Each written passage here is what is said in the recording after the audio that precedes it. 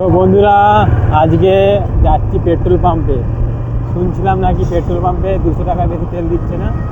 তো পেট্রোল পাম্পে যে জিজ্ঞাসা করবো যে এখন কত করে তেলটা কি দিচ্ছে, তবে বুঝতে পারবো। তো এখন আমার বাইকে আজকে দেখতে পাচ্ছি, বাইকে করে যাচ্ছি। তো ওখানে গিয়ে তোমাদেরকে দেখাবো ভিডিওটা করে। তেলের তেল ভরতে এখন তেলের দাম 105 টাকা 55 পয়সা। 501 মারো। 300 হবে? 300 টাকা তেল দিচ্ছে 500 টাকার বদলে।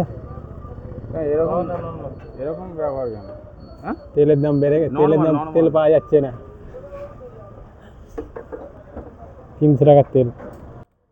গাড়ি নিয়ে কম করে ঘুরতে হবে। মোদিজি কি বলেছে? তেল কম খরচা করতে।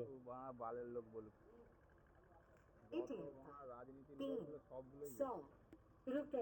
তেল কম করে ঘুরতে, তারপরে তোমার সরষের তেল কম করে খেতে। ওর বয়স হয়ে গেছে তো, 300 টাকা তেল, 300 টাকা তেল ভরা হলো 300। এই দেখ তেলের গাড়ি এসছে, দেখি। হ্যাঁ গো, কিনে প্রতিবাদক 300 টাকা তেল ভরা আছে। ক লিটার তেল দিয়েছে? 2 লিটার 840। দাদু। হ্যাঁ, 500 টাকা তেল ভরেছি। ভরতে আসলাম, মাত্র দিল 300 টাকা তেল। তো পেট্রোল পাম্পে এখন লাইন আছে এখানে আমাদের গোপীগঞ্জ, এটা পেট্রোল পাম্প উত্তরপাড়ে। তো এখন তেলের সংকট, তো তাই একটু তেল কম করে দিচ্ছে। তেল গ্যাস সবেরই সংকট,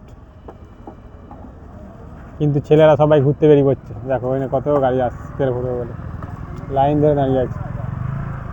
লাইন ধরে দাঁড়িয়ে আছে তেল ভরার জন্য, একদম লাইন ধরে সব ঘুরতে বেরিয়েছে সব বিকেলবেলা টাইমে।